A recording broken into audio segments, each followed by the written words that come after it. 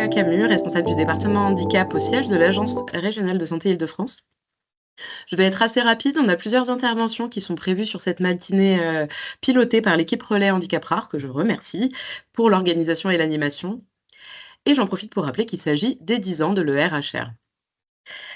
Alors, au programme de cette matinée, on aura une rétrospective 2024 avec un retour sur les faits marquants, les partenariats, un focus sur l'appui ressources, le DTP, déficience auditive et troubles associés graves, un focus sur les projets 2025, un temps d'échange prévu à partir de midi.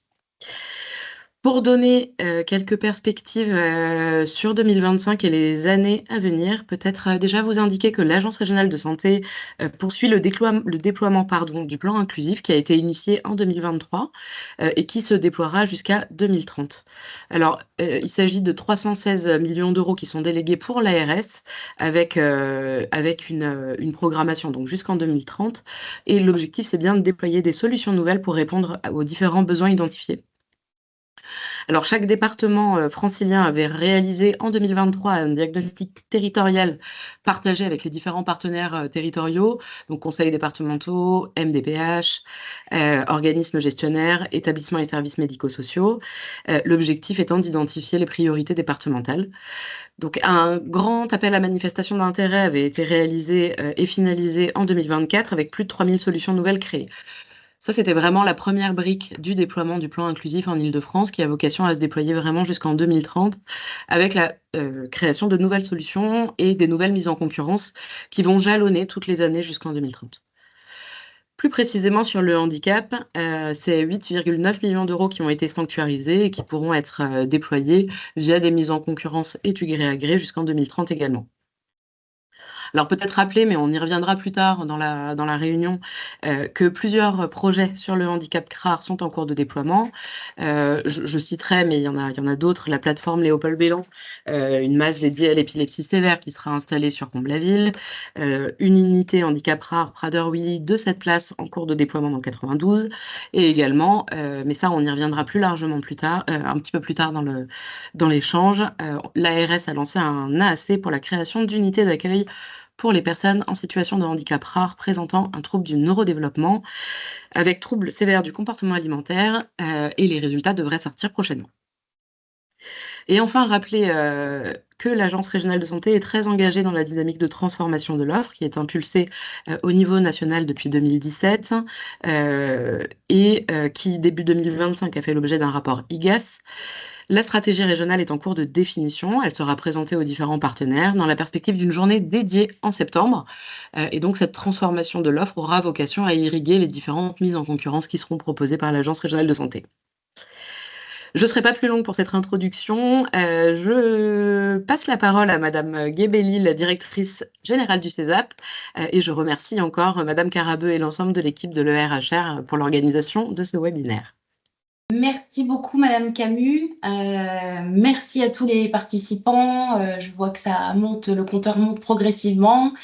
Nous sommes déjà 76, c'est formidable. Il y a toujours beaucoup d'intérêt pour ces matinales et pour ces temps on va dire, d'explication, qui revisite aussi tout ce qui a été fait sur le handicap rare et qui surtout, et là on attend vraiment plus de détails ensuite, qui annonce encore d'autres solutions. Il me revient juste d'évoquer le fait que c'est une année anniversaire, alors doublement. Ce sont les 60 ans de CESAP cette année, mais ce sont les 10 ans de l'ERHR d'Île-de-France. Et ça fait 10 ans que CESAP s'est engagé dans l'aventure de porter en fait une équipe relais handicap rare. À l'époque, c'était quand même, on va dire, très innovant. Donc, c'est celle d'Île-de-France que nous avons le grand intérêt et l'honneur de gérer. Je dois dire que ce projet pour CESAP, c'était vraiment une continuité naturelle de son action. Puisque on a clairement des valeurs partagées entre celles que promeuvent les ERHR et celles de notre association CESAP. J'en citerai 3 principales. Une qui nous tient particulièrement à cœur, c'est le droit au choix et à l'autodétermination. Et ça, notamment via la communication alternative améliorée, hein, c'est un levier essentiel pour rendre la parole à ceux qu'on entend trop peu ou pas du tout. Ça, c'est le premier point. Le deuxième, c'est l'expertise et la reconnaissance des personnes qui sont concernées par ces handicaps rares et des familles et de ce qu'elles vivent. Nous avons appris à les écouter, à reconnaître et à valoriser l'expertise de ces personnes de mieux en mieux au cours de cette décennie, l'expertise des proches et des familles évidemment aussi. Et puis, la troisième valeur que nous partageons, c'est celle de la construction. Nous sommes vraiment persuadés chez CESAP depuis l'origine que rien ne se fait seul, ne peut se faire seul. Quand on s'occupe de personnes en situation de grande vulnérabilité, personne ne peut faire face seul à ces situations. Là, en l'occurrence, je parle du polyhandicap, hein, qui est l'ADN de CESAP. Et donc, assez naturellement, face à des handicaps rares, toujours complexes à accompagner, eh bien, chaque action, chaque solution, c'est le fruit d'un travail collectif et puis d'un dialogue constant. Donc ça, c'est les trois raisons, on pourrait dire, qui à l'origine nous ont amenés à relever ce défi. Et puis après, je voudrais me concentrer sur le bilan de l'équipe, hein, et de Madame Carabeu, à qui je rends hommage parce qu'elle est là depuis sa création et que beaucoup de ce qui est fait aujourd'hui et de cette célébration des 10 ans, eh bien, on le lui doit toujours avec son équipe, mais elle est quand même l'élément stable. Et donc, effectivement, le RHR a quand même un très beau bilan. Là aussi, vous verrez, il y a une petite vidéo fort sympathique après, mais je vais citer trois points prégnants.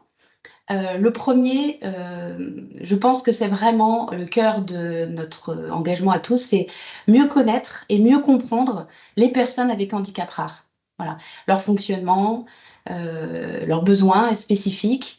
Et donc, c'est notamment via des journées multiples, hein, sur 10 années, des journées et des actions de sensibilisation, mais aussi par des échanges nombreux avec plusieurs associations, gestionnaires, familles, acteurs divers du handicap rare, que tout ça a positivement évolué depuis 10 ans.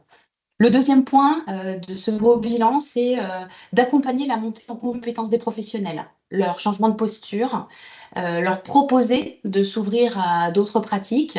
Et j'ai vraiment envie de pointer le fait que dans le handicap rare, comme on va dire dans quand même pas mal de situations de grande complexité, on est même sur du sur-mesure, hein. Donc c'est accompagner ce sur-mesure, puisque les situations le requièrent.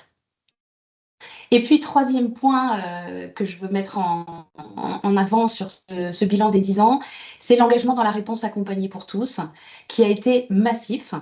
Ça s'est vu notamment par la construction, hein, de solutions inventives, aux côtés évidemment de l'ARS, hein, qui a été extrêmement proactive sur l'ensemble de ces 10 années des schémas nationaux.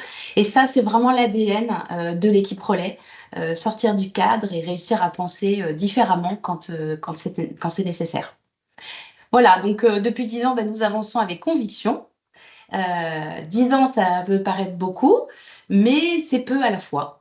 En fait, au regard des besoins existants, des freins à lever, des innovations à créer et qui ouvrent toujours d'autres perspectives, en fait. Voilà, donc en tout cas, ce que nous avons construit ensemble, parce que tout ce réseau, vous êtes plus de 80 maintenant à écouter cette matinale, tout ce réseau de partenaires, tout ce que vous avez construit ensemble, c'est solide, mais il reste tant à faire. Nous, CESAP, nous sommes fiers de pouvoir vous présenter une petite vidéo faite maison qui est rétrospective de cette décennie d'engagement, de partenariat, d'innovation, mais surtout d'humanité partagée. Merci. 10 ans déjà, un bel anniversaire à célébrer. 10 ans d'engagement avec CESAP, de partenariat et de collaboration avec l'ARS Île-de-France, les personnes, les familles, le GNCHR, les centres ressources, les acteurs maladies rares et les associations de familles. Ces liens ont permis de mener des projets porteurs de sens. Plus de 1000 sollicitations en 10 ans. Nous sommes fiers des réalisations accomplies et des rencontres faites. Ensemble, nous avons pu créer une dynamique et une mobilisation autour des handicaps rares. Regardons l'avenir et continuons à construire des projets pour améliorer le parcours des personnes en situation de handicap rare. Un grand merci pour votre soutien. Rétrospective sur une décennie d'engagement. Au fil des années, notre équipe s'est bien développée. En 10 ans, il y a eu des rencontres riches. En 2016, la première rencontre partenariale. 2017, la journée double déficience sensorielle. 2018, journée obésité syndromique. Journée d'information sur les handicaps rares et la communication alternative. 2020, la journée maladie de Hunter et Sanfilippo.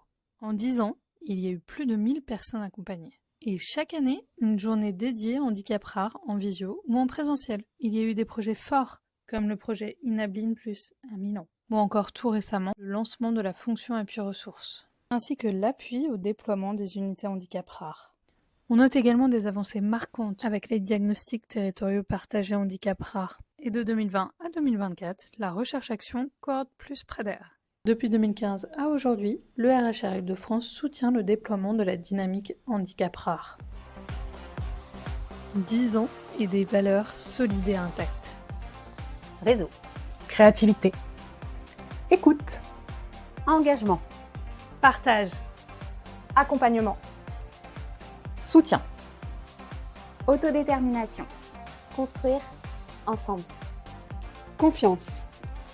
Et toujours une seule mission ? Faciliter le parcours de vie des personnes en situation de handicap rare. Merci pour cette décennie.